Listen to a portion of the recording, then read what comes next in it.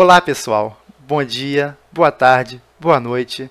Eu sou o professor Renato e hoje teremos aula de História sobre Brasil, descobrimento e início da colonização. Vamos começar da onde a professora Letícia parou, que foi com o descobrimento. Iremos voltar ao descobrimento também que ela falou e sobre os povos indígenas para melhorar ainda mais a explicação. Sugiro para vocês lerem a nossa apostila, o módulo 1, das páginas 113 a 125, que lá tem todo esse conteúdo muito bem escrito e vai ajudar vocês nesse processo. Então vamos lá, gente. Descobrimento, como você pode ver no título, descobrimento, tem muitas aspas. Por quê? A história oficial é que em 22 de abril de 1500, uma esquadra portuguesa comandada pelo Pedro Álvares Cabral chegou à Bahia, onde hoje é Porto Seguro. Eles teriam chegado por engano. Uma tormenta no mar os fez desviarem da rota para as Índias e chegar no Brasil. Essa ideia foi ensinada nas escolas, foi ensinada como o mito fundador do Brasil. E já foi refutada. Por quê? Porque, como nós podemos lembrar do Tratado de Tordesilhas, era difícil que não se conhecesse que haviam terras ali. Porque Portugal ficaria apenas com o mar e com um pouco da África, enquanto a Espanha pegaria grande parte da América. Então é bem difícil que não se conhecesse. Logo, essa ideia foi refutada. A coroa tinha um conhecimento dessa terra e teria mandado Cabral para reconhecer e revisar os limites coloniais.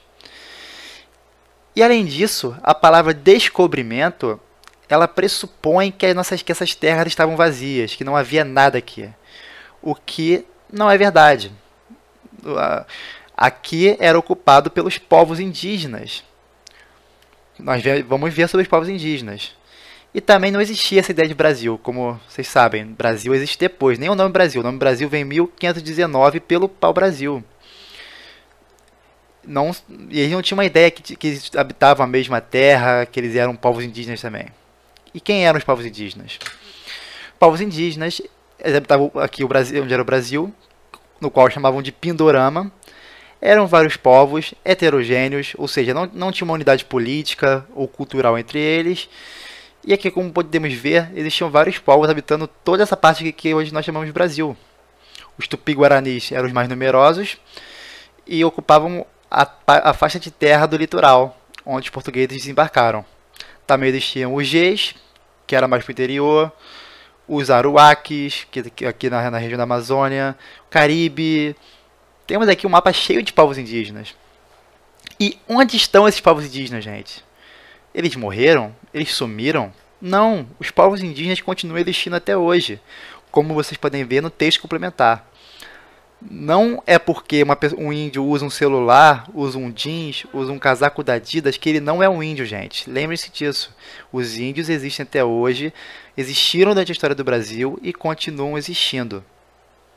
Eles estão lá, alguns falam só português, perderam a língua, outros falam suas próprias línguas. Existem mais de 40, talvez, línguas indígenas, é muita língua indígena, e eles não existem só na selva, como uma ideia que vocês podem ter, eles existem nas grandes cidades. Aldeias existem perto das grandes cidades, no Rio de Janeiro existe uma em Paraty, por exemplo. Então tenham essa ideia que o povo indígena existe, eles existem até hoje, eles não pararam de existir na conquista.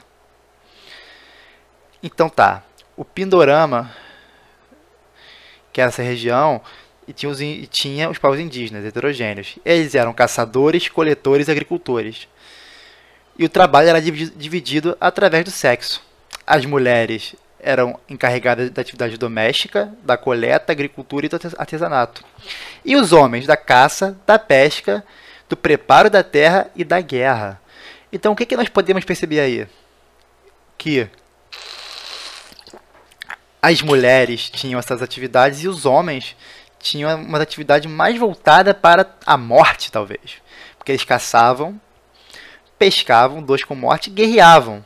A guerra era muito importante. A guerra era uma das relações que existiam entre as aldeias indígenas. Aldeias que eram o quê? A organização espacial. O índio se organizava na aldeia, com seu pajé, com seu cacique, que era o líder da aldeia. Certo? E qual era a relação entre esses índios e os portugueses? Primeiro, fizeram trocas comerciais. Escambo. Escambo, vocês ouvem essa palavra muito hoje em dia. que você troca um produto por alguma coisa. Os índios trocavam com os portugueses produtos de Portugal, como espelhos, facas, armas, pela mão de obra, na extração do pau-brasil. Aqui nós temos que tomar cuidado com o preconceito, gente. Existe uma ideia muito difundida que é: o índio foi burro. O índio trocou a mão de obra, o trabalho dele por espelho, que é uma besteira. Esqueçam essa ideia. O espelho pode parecer bobagem para nós, brasileiros, hoje em 2020, mas não era para o índio, era uma coisa nova para ele. Um espelho, uma faca, alguma coisa que viesse de Portugal. Então a gente tem que esquecer um pouco esse preconceito que a gente tem com a cultura do índio, principalmente do índio de 1500, que não é o índio de hoje, 2020. Ele não foi burro, ele fez a troca que ele pensou que era boa. O espelho, imagina um índio conhecer um espelho, uma coisa que mostra o reflexo dele. Vocês têm que pensar assim, gente. Não pense com o nosso olhar de 2020, preconceituoso. Eles faziam alianças ou inimizades nas guerras. Alguns se aliavam aos portugueses, outros se aliavam aos inimigos dos portugueses, como os franceses e os holandeses, mais tarde. Por quê? Porque eles viam vantagem. Por exemplo, vocês conhecem Niterói, talvez o Araribóia, onde fica as barcas. O Araribóia foi um líder indígena que ajudou a derrotar os franceses. Aliado com quem? Com os portugueses. Enquanto outros líderes pensavam: vamos se aliar aos franceses. Por quê? Porque isso dá vantagem para eles. É um jogo de alianças. E a faceta missionária. Por quê? Os portugueses acreditavam que eles deviam converter os índios para o cristianismo. Os índios, para eles, eram crianças, era um povo criança que devia conhecer Cristo. E os principais agentes dessa conversão era a Ordem dos Jesuítas, que era uma ordem guerreira, e ela tinha essa ideia de adentrar os interiores, adentrar as regiões mais inóspitas para tentar converter para o cristianismo.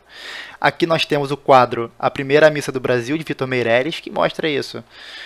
A ideia é que quando os portugueses chegaram no Brasil, a primeira coisa que fizeram foi isso, uma missa. Aqui temos uma missa, aqui temos um padre católico. O padre é de ordem, como vocês podem ver, eles estão com a cabeça raspada.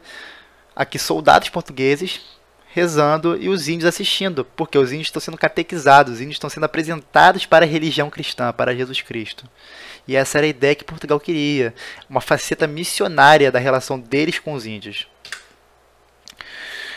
Então vamos para o período pré-colonial. Gente, o Brasil, quando foi descoberto, ainda estava nesse processo das grandes navegações. Então o que eles queriam? Especiarias e ouro. A Espanha descobriu ouro na região do Peru e na região do México. Quer dizer, ouro no Peru, prata no México. E os índios, aqui do Brasil, índios não, aqui os portugueses, eles queriam alguma coisa. Mas como não tinha indício de ouro no Brasil, ele foi passado para segundo plano depois da Ásia. A Ásia ainda era o grande comércio de Portugal, com as especiarias da Índia sendo levadas para a Europa e vendidas. Ou seja, não houve incentivo para colonizar o Brasil. Mas apesar disso, ainda foram mandadas petições para procurar riquezas aqui e para poder reconhecer a terra e para proteger nossa costa. Por quê? Porque se Portugal não estava colonizando, alguém queria colonizar. Portugal e Espanha tinham colônias, a França não. E a França não reconhecia o Tratado de Tordesilhas. Então a França e outros piratas e corsários pagos por outras potências, não só a França como a Inglaterra também, Holanda, eles tinham interesses na costa brasileira.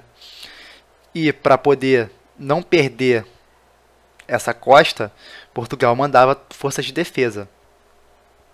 A principal atividade era o comércio do pau-brasil, por isso o nome Brasil, gente. Pau-brasil, Brasil. Era uma árvore, e tal, ela está em extinção talvez, ou foi muito cortada, muito explorada, e a seiva dela era usada na Europa como corante do tecido da nobreza, é uma cor avermelhada. E isso era usado como mão de obra indígena, e através de feitorias no litoral. O que eram feitorias? Feitorias eram fortes. Esses fortes serviam para pegar o pau-brasil do interior, interiorzinho ali, e vender para os barcos portugueses que venderiam esse pau-brasil para a Europa. Em 1530 surge a primeira tentativa de colonizar o Brasil. Eles percebem que não vai dar muito certo ficar só nas expedições, mandando defesa, eles decidem colonizar. O que eles decidem? Decidem pelas capitanias hereditárias. Vamos começar pelo nome, gente. Hereditárias. Por que hereditárias? Porque elas passam de pai para filho. Seria como uma terra de família. Ou seja, tudo isso aqui, a Bahia, Pernambuco, era a terra de uma família só. O filho herdaria, o neto herdaria, o bisneto herdaria a capitania. Então, como você pode escrever aqui, é uma confusão entre o público e o privado. Porque vocês vão ver que é uma administração pública, mas é um bem privado. É um bem que pode ser passado de família em família. Era um sistema descentralizado de administração. Por quê? Porque cada um desses aqui tinha o mesmo poder e eles respondiam à coroa. Mas vamos dizer, o capitão donatário do Espírito Santo não tinha muito poder sobre a Bahia, ou de Ilhéus sobre Santo Amaro. Era descentralizado. E esses capitães donatários tinham as faixas de terra entregues pela coroa de Portugal. Eles eram nobres. E recebiam uma carta de doação do rei de Portugal em troca de um compromisso. Eles deviam povoar, proteger, aproveitar as riquezas naturais e catequizar. Como povoar? Eles distribuíam seis-marias, que eram as terras. Distribuindo as terras, você vai distribuindo as terras, essas terras começam a ser ocupadas por atividades comerciais. E esses capitães donatários tinham poder para decidir sobre a justiça, sobre pena de morte, sobre a administração, ou seja, eles eram poderosos nessas regiões. Logo, tá aí o que eu falei, a confusão entre o público e o privado.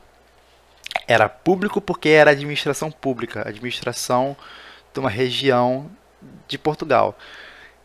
Mas era privado porque era um bem privado desses capitães donatários. Os capitães donatários realmente eles tinham... Seria como a sua casa. Mas a sua casa seria do tamanho de uma capitania. Ó, o Espírito Santo indo do litoral até a linha de Tordesilhas. É bem grande, gente. E isso vai contribuir para a queda. Apenas Pernambuco e São Vicente, aqui, São Vicente e Pernambuco, deram certo. Essas foram as duas capitanias que conseguiram sobreviver.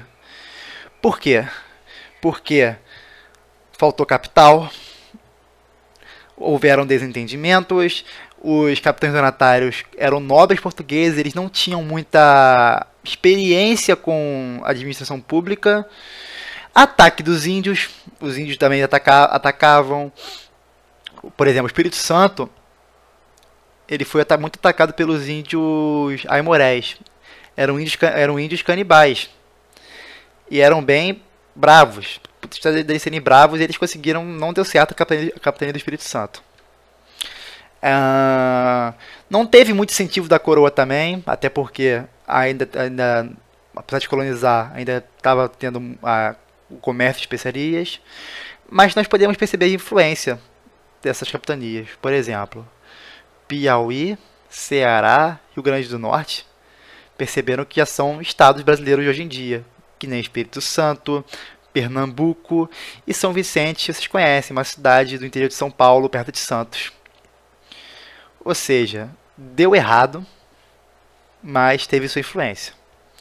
E quando der errado, se deu errado descentralizar, o que Portugal vai tentar agora?